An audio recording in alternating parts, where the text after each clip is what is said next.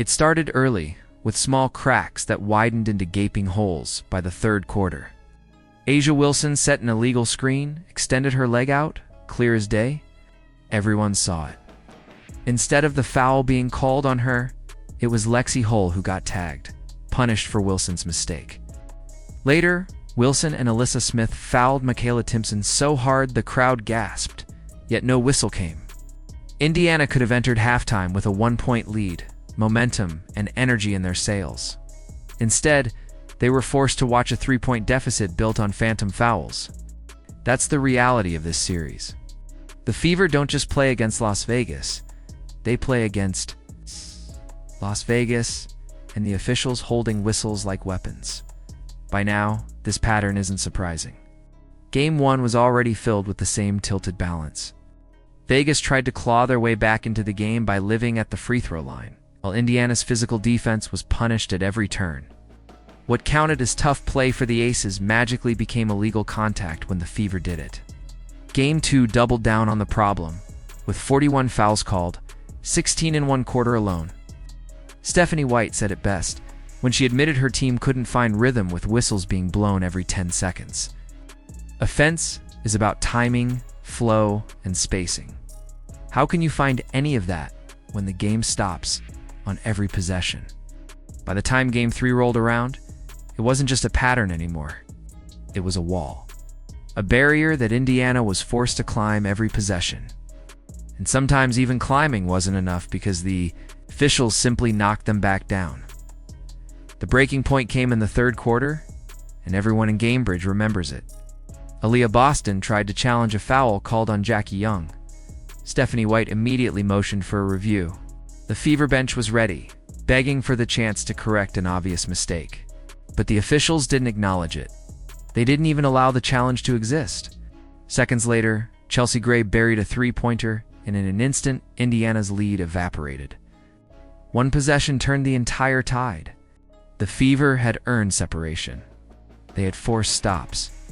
And yet, with the stroke of a whistle and the silence of a referee ignoring their plea, it all vanished.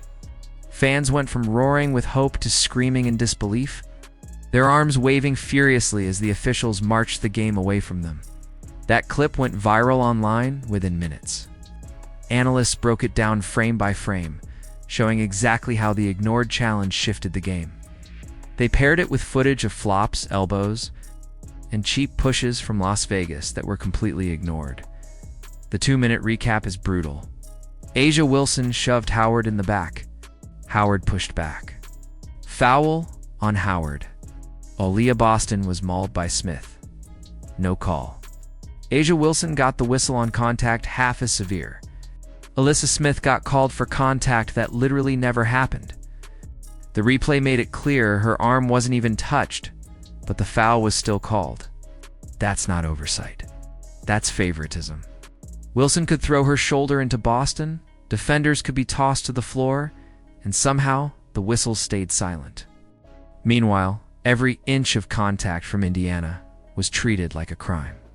That isn't basketball. That's manipulation dressed up as officiating. And yet, through all of it, one player decided she wasn't going to let Game 3 just be remembered as a robbery. Lexi Hull turned her body into a weapon, and her performance became the heartbeat of the Fever's fight. Remember, she shouldn't have even been on the court. After injuring her back in Game 1, she was questionable for Game 3.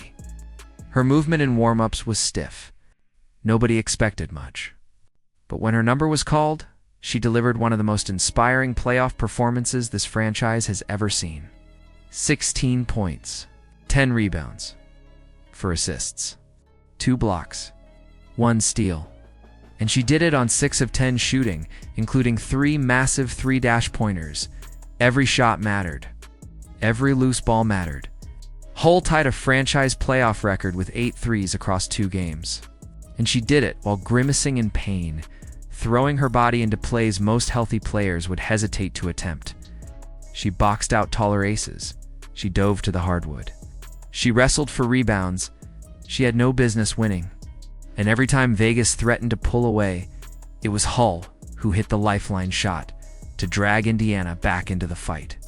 At one point, the camera caught her face twisted in pain, her back clearly bothering her, but seconds later she was sprinting into the corner, catching a pass and drilling another 3.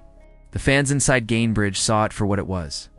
Grit, heart, refusal to quit. That's what makes it so infuriating. On a night when Hull gave everything, when her effort should have been the headline, it was drowned out by the whistle parade that turned the scoreboard upside down. The same pattern that stole Game 1's flow. The same nonsense that wrecked Game 2's rhythm. And now, in Game 3, it stole victory from Indiana's hands. Meanwhile, let's talk about the so-called superstar on the other side. A'ja Wilson. The face of the league. The MVP candidate. And for nearly 3 quarters, she couldn't buy a basket. By halftime, she was an astonishing 1 for 11 from the field. By the end of the night, she finished with 13 points on 20 attempts. 13 points. 6 makes. That's not dominance. That's inefficiency at its worst. She missed 11 straight shots at one point. Instead of bullying inside or commanding the paint, she drifted into contested fadeaways, clearly rattled by Boston's defense. Aaliyah Boston deserves credit for that. She locked Wilson down, possession after possession, forced her into awkward angles, and denied her the easy buckets she's built her reputation on. And yet, despite Wilson's nightmare night, the Aces still walked away winners. That's what stings. They didn't need her. They didn't need dominance. They had the whistles. Jackie Young dropped 25, Chelsea Gray added 15, and suddenly Wilson's struggles were erased in the box score by her teammates. Add in the officiating, and Las Vegas walked away looking like champions. But the truth? They were saved. Media outlets spun it immediately. Wilson's shooting woes were padded with talk of her all-around impact. Her rebounds, her steals, her blocks. Others shifted the story to Vegas's depth, praising the team effort. But what got lost was reality. Wilson was locked down. She wasn't the reason they won. Aaliyah Boston was the reason she failed, and whistles were the reason Vegas survived. That's not a statement win. That's a bailout.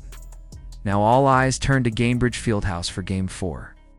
The Fever's season hangs in the balance. One loss, and it's over. One win, and everything changes.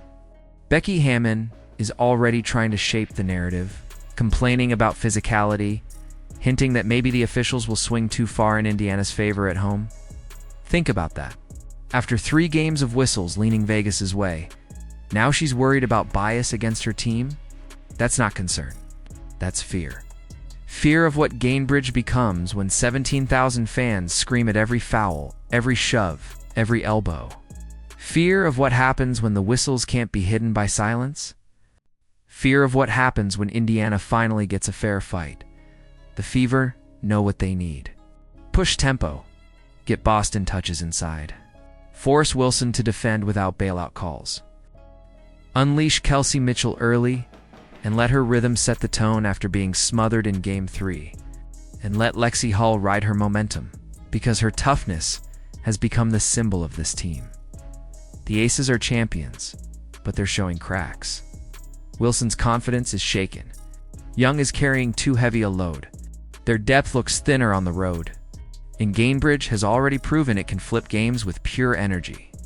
If Indiana rides that wave, this series isn't over.